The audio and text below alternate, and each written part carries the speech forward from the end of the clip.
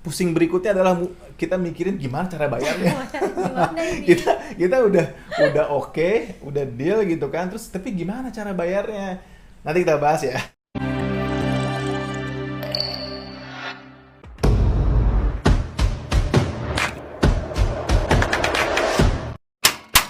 Ini yang penting berikutnya nih, gimana caranya Cara kita bayar. bayarnya.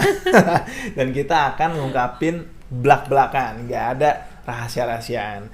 Jadi kita itu udah ngitung nih, kalau misalnya kita pakai KPR, kita butuh 30% Ya. untuk DP waktu itu. Terus juga kita butuh biaya-biaya tambahan lainnya, kurang lebih 10% ya. Itu belum ada biaya renov nih, ingat ya, ini belum ada biaya renov. Dan kita harus ngerenov sebuah rumah saat kita beli second, itu pasti ada masalah. Terus ya udah, gimana caranya untuk bayar biaya DP dulu deh. Untuk bayar DP sih Ingat kita nggak? kita Pinjem. pinjem di Sebenarnya bank sebenarnya awalnya. bukan biaya DP yang kita pinjem, semuanya kita pinjem. Itu semua kita DP pinjem. kita pinjem di bank. DP kita pinjem di bank. Terus DP keluar tuh. hmm. Terus untuk KPR pun juga ke bank kan. Bank yang berbeda kan? Ya, untuk DP itu bukan sembarangan bank, tapi DP-nya itu kita pakai bank yang kerjasama sama kantorku ya. Gitu, agar dapat bunga yang ringan dan fleksibel gitu cara bayarnya.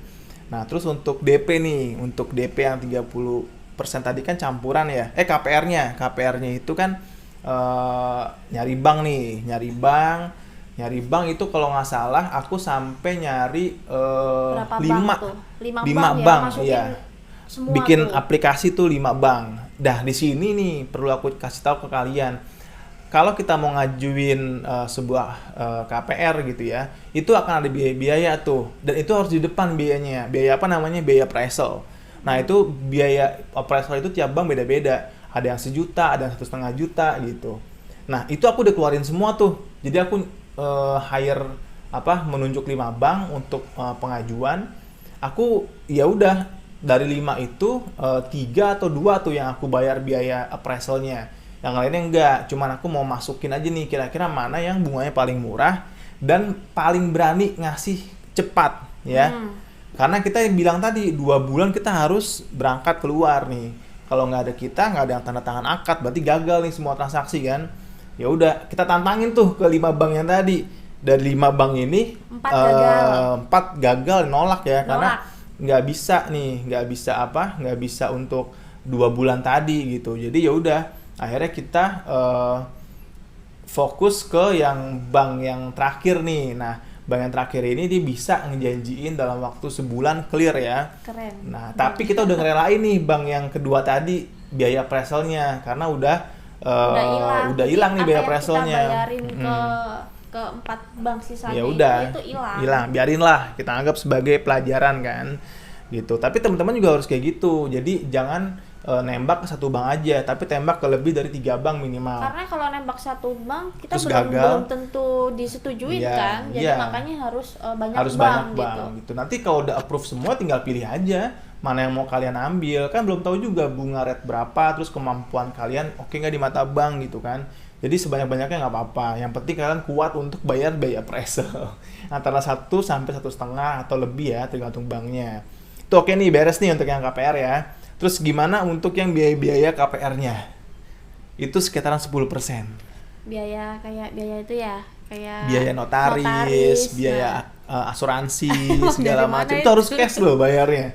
Kalau itu nggak ada, ya udah kita gagal tuh. DP udah bisa. DP udah 30% udah dari dapet, tadi KPR dari bank udah ya. dapet. Tinggal Tinggal biaya-biaya nih, biaya itu nih. lumayan gede tuh. 10%. Dari mana tuh? Hah? Pinjem-pinjem Pinjam ke siapa? ke orang tuaku. Iya, jadi ke Mertua Indah. Ke Bank Mertua Indah. Jadi ya sama kakak ipar ya. Iya. Yang tadi aku bilang dapat inspirasi ngobrol tentang beli rumah harus nekat ya. Salah satunya ke beliau. Jadi ke mertua sama ke kakak ipar. Nah, dari situ aku pakai uangnya untuk biaya KPR. Alhamdulillah banget semuanya clear di saat yang pas. Itu kalau nggak salah beberapa hari sebelum kita berangkat ke Australia itu kita langsung akad. Dan itu terus terang gue gemeteran gitu untuk tanda tanganannya karena ini hutang terbesar yang pernah aku ambil dalam hidup. Gitu. Jadi ya itu deh kurang lebih pembahasan kita tentang gimana caranya kita dapat rumah pertama kita. Tapi menurut kamu gimana pengalaman kayak gitu? Kira-kira menyesal atau enggak? Oh enggak lah. Menyesal kalau misalnya di tahun itu nggak jadi ambil, itu nyesel banget. Kenapa? Karena kalau kita ngambil saat setelah pulang dari Australia, harga rumah itu pasti naik dan kita belum tentu bisa ngambil rumah gitu. Jadi makanya harus nekat. Betul. Jadi Dan jangan menunda. Nah, bener banget tuh. Jadi kita itu alhamdulillah juga nih setelah kita pulang dari Australia, akhirnya kita bisa ngelunasin pinjaman-pinjaman kita ke keluarga tadi, ke orang tua, ke kakak ipar gitu. Udah lunas nih semuanya. Oh, termasuk juga yang DP-nya ya. Iya. Udah pokoknya udah clear deh semua yang cash-cash tadi, DP udah clear. Itu juga ngebuktiin bahwa nekat itu penting gitu untuk keputusan membeli rumah pertama kamu. Nggak usah terlalu banyak mikir deh. Dan ada quotes yang bagus nih buat kamu terapin. Kalau beli rumah itu jangan nunggu. Yang ditunggu itu adalah setelah beli rumahnya. Jadi kita harus nunggu tuh rumah itu agar nilai investasinya naik deh. Kalau kita terlambat ngebelinya, malah kita yang nggak bisa ngebeli nanti rumahnya itu. Dan kebukti kita udah naik berapa nih harganya dari kita beli tahun 2018. Udah naik hampir 200 juta ya. Udah naik hampir 200 juta dalam waktu 2 tahun aja.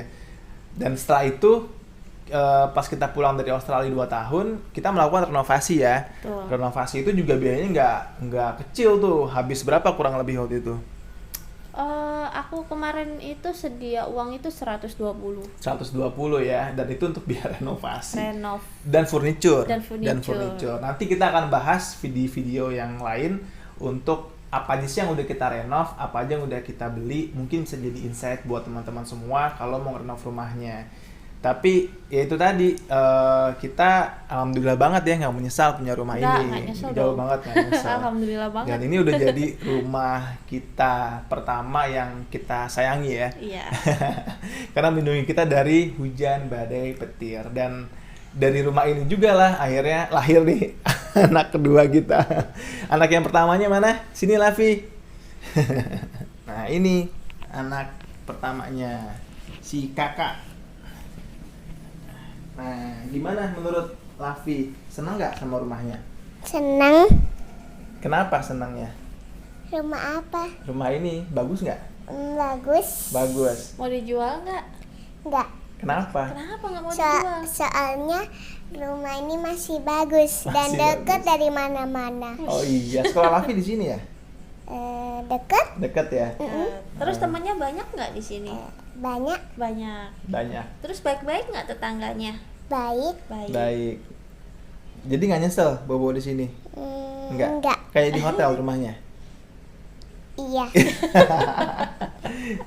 Ya, rumah kita ini lokasinya enak banget di antara Bintaro dengan Ciputat gitu ya. Jadi kita bisa dapat fasilitasnya Bintaro, bisa dapat fasilitasnya BSD. Alam Sutra. Jadi kalau mau kita jauh di lagi Alam tengah-tengah Sutra, gitu. iya. Jadi enak banget. Antara Bintaro sama BSD Iya. Alam Sutra. Dan kalau mau kita keluar belok kanan dari rumah kita itu bisa ke tol arah Bintaro. Kalau mau belok kiri dari rumah kita itu langsung tol BSD. Ke Suta juga enak, deket gitu. Bahkan stasiun cuman nggak sampai 10 menit dari rumahku ke stasiun Sudimara. Oke, sampai jumpa ya. Ketemu lagi di video-video kita yang lainnya di L3 Property. Dan buat teman-teman semua, thank you banget udah nonton sampai sekarang, sampai saat ini di detik terakhir. Buat yang belum di-subscribe, tolong di-subscribe ya, karena Gratis. gratis. Thank you ya, kalau suka di-like videonya dan juga di-share buat teman-teman semua. Mungkin ada di luar sana yang lagi butuh informasi tentang cara beli rumah pertama mereka. Oke, sampai jumpa. Bye. Dadah. Semoga cepat dapat rumah ya.